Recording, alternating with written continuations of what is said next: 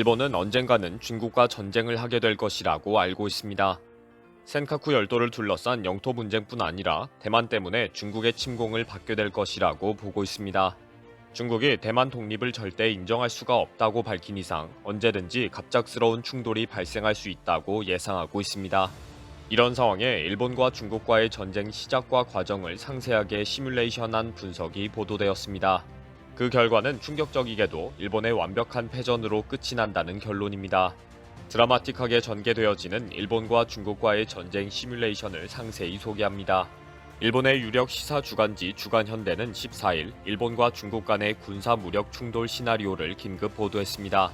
두 편에 나누어서 구체적인 전쟁 개시와 상황을 설명하면서 일본의 완전한 패배를 예측했습니다. 주간현대는 일본과 중국의 전쟁 시작은 2020년대 어느 날 센카쿠 열도에 200척이 넘는 중국 어선이 밀려 들어온다. 어선에는 무장한 4천여 명의 어민이 승선하고 있었다. 그들은 조어도에 상륙하여 중국 국기인 오성홍기를 개항했다. 라는 시나리오를 설정했습니다. 이런 비상사태가 발생하면서 일본 정부는 중국 정부에 강력하게 항의하고 즉각 어민들의 철수를 요청합니다. 그러나 중국은 그들은 인민해방군이 아니다. 민간인에 대한 명령을 할 수도 없다. 대화를 해볼 테니 기다려라. 라고만 합니다.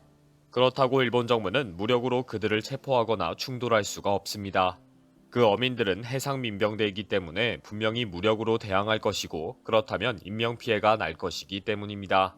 결국 장기간 중국 어민들이 센카쿠 열도의 조어도를 점령한 상황을 방치할 수 없었던 일본 정부는 급기야 해상 경비 행동을 발령하고 해상 자위대 최대의 호위함 이즈모와 최신의 잠수함 타이게이를 인근 해역에 출동시킵니다. 이즈모는 스텔스 전투기 F-35B가 탑재되어 있는 사실상의 전투 항모입니다. 무력 시위로 어민들을 압박하고 철수할 것을 강력하게 경고하는 행동에 들어간 것입니다. 일본이 자위대를 동원해서 군사력으로 위협하는 그 순간 기다렸다는 듯이 중국의 함대 기지인 청도 기지에서 항공모함이 출동합니다. 여기에는 러시아에서 구입한 전투기 Su-27과 Su-30 그리고 중국이 독자 개발한 스텔스 전투기 제-20을 탑재하고 항모와 함께 잠수함도 뒤따라 항행해 옵니다. 이렇게 일본 자위대가 센카쿠 열도에 상륙한 해상 민병 어민과 중국에서 출발한 중국 군대와 충돌하는 상황은 순간적으로 발생하게 됩니다.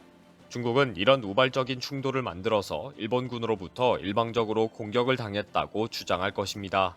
그리고 엄청난 군사력을 동원해서 바로 센카쿠 열도를 점령하고 정말 후다닥 미사일 기지를 설치할 것이라고 보고 있습니다.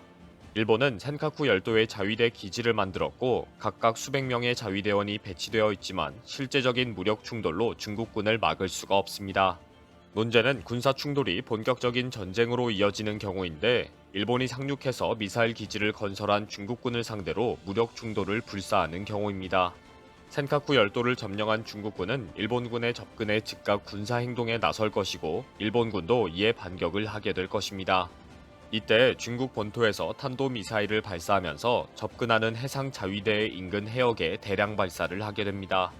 해상 자위대의 함대가 직접적인 공격을 받지 않았더라도 이 경우 일본도 즉각 미사일 방어 태세를 갖추게 됩니다. 주간현대는 일본은 먼저 이지스함에 탑재된 해상 배치형 요격 미사일이 대륙권 밖에서 미사일을 격파한다. 2단계로 항공 자위대에 지대공 유도탄 패트리어트로 요격한다. 그러나 결국 100발 단위로 발사되는 포화 공격을 받으면서 바로 센카쿠 열도 자위대는 초토화된다. 라고 시뮬레이션 결과를 설명했습니다. 중국군의 미사일을 일본 자위대가 절대 막을 수가 없다는 사실을 중국은 이미 알고 있습니다. 미사일뿐 아니라 자폭형 무인 드론이 센카쿠 열도를 완전히 새카맣게 덮으면서 공격을 하는 상황은 도저히 막을 수가 없다고 지적했습니다. 전자파로 일일이 격추시키는 것도 불가능하고 자폭형이기 때문에 더 큰 피해가 발생할 것으로 보았습니다. 그리고 바로 3만 명의 중국군이 센카쿠 열도를 완전히 점령하게 될 것이라고 예측했습니다. 이렇게 중국이 센카쿠 열도를 공격하고 점령하는 이유는 영유권 문제뿐 아니라 중국이 대만을 침공하기 위해서입니다. 중국 시진핑이 대만의 독립을 허용할 수 없다. 중국의 대만에 대한 행동에 간섭하는 것은 중국 주권에 대한 도전이다. 라고 분명히 밝혔기 때문입니다. 결국 중국은 대만을 침공하게 되고 그 전에 센카쿠 열도를 점령하게 됩니다. 중국이 대만을 침공하기 위해서는 최단거리인 대만 해협을 넘어야 하는데 거기에는 대만의 모든 방위 군사력이 초집중되어 있습니다. 대만 해협을 바로 넘으면 대만의 대함 미사일이나 방공 미사일로 요격이 될 것이고 중국군은 큰 피해를 입게 됩니다. 현재 중국이 취할 수 있는 가장 효과적인 대만 침공은 대만을 포위하는 작전입니다. 그렇다면 반드시 일본이 시료 지배하고 있는 센카쿠 열도를 먼저 점령해야 합니다. 현재 무인도인 센카쿠 열도에 중국 군인을 대거 상륙시키고 기지화를 진행시키는 작전뿐이라고 보고 있습니다. 주간 현대는 센카쿠 열도가 공격을 받으면 미군이 절대 도와주지 않을 것으로 보았습니다. 일본 자위대가 중국군을 상대로 치열한 전투를 벌이지 않는 이상 성급하게 바로 중국군을 공격하지 않는다는 것이 현실적인 판단이라고 지적합니다. 그래서 일본 정부는 최근 미국의 장거리 순항 미사일 토마호크의 구입을 검토하고 있습니다. 그러나 토마호크에 의한 공격과 반격은 중국의 공격을 상대적으로 상승시킬 뿐 실제 방어는 효과가 없다는 지적도 있습니다. 오늘자 아에라닷컴의 지적에 의하면 토마호크는 포병 부대의 포격전 속에 권총 한 자루 들고 참전하는 형태일 뿐 실제로는 미미한 전력에 불과하다라는 비판입니다. 실제 토마호크가 중국과 북한에서 발사하는 탄도미사일 기지를 사전에 미리 공격한다는 것은 거의 불가능한 작전이라고 지적합니다. 현재로는 전쟁이 일어나면 목표물의 위치와 발사 상황 등은 철저하게 한국군에 의지할 수밖에 없고 실제는 한국군이 미사일을 발견하면 즉시 1분이라도 빨리 공격하는 것이 현실적이라고 지적합니다. 또 미국의 군사 전문가는 군사력의 충돌이 계속 상승되어 가면 결국 중국이 일본 본토를 공격하는 최악의 상황이 발생할 수 있다. 현재는 중국이 대만을 침공하면 경제적으로 엄청난 피해를 입는다는 것을 계속 상기시켜 주는 길뿐이다 라고 지적했습니다. 현재 러시아가 우크라이나와의 전쟁으로 러시아 경제와 러시아 국민들이 엄격한 경제 제재를 받았고 100년 이상 경제가 후퇴했다는 것을 중국이 인식하도록 상기시켜 주는 것이 가장 좋은 방법이라는 것입니다. 주간 현대의 일중간 전쟁 시뮬레이션 기사에 대해 많은 일본인들은 지금이라도 핵무기를 가져와야 한다고 외치고 있습니다. 더 이상 믿을 만한 것은 핵무기로 상대 국가를 협박하는 것 외에는 방법이 없다는 반응입니다. 아무리 머리를 굴려도 토마호크를 구입해도 일본을 지키는 것은 불가능하다고 인정합니다.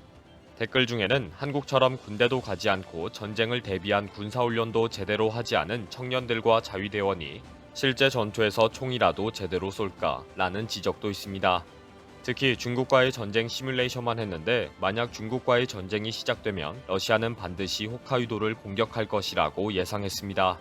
중국과 러시아까지 협공을 한다면 일본은 바로 완벽한 패전으로 두 손을 들 수밖에 없다는 것입니다. 일본은 한국의 도움 없이는 아무리 미군을 믿고 큰 소리를 치고 토마호크를 구입해도 중국과 러시아, 북한의 공격을 이길 수가 없습니다. 최근 북한의 미사일 발사와 중국의 대만 침공 가능성으로 일본이 발등에 불이 떨어졌습니다. 이번 영상은 여기서 마치겠습니다. 시청해주셔서 감사합니다.